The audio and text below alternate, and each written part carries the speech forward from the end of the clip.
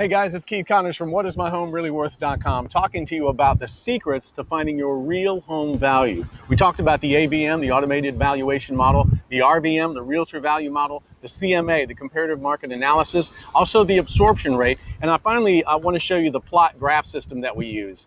It's actually something very similar to what appraisers use, and it gives you a cost per foot really of the property. I enter in these properties, these other comparative properties, and it gives me a really nice linear graph, and it shows the red line as the subject property, and it puts us right in there at almost $450,000, and that's a cost per square foot. Again, this plot graph is similar to what appraisers use, and it helps us get that most accurate pricing.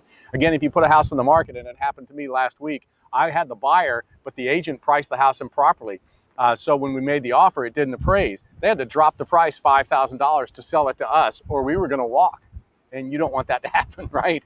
Okay, so check out the plot graph on my website, keithconnors.com. You have any questions, call me anytime on my cell, 727-563-6692,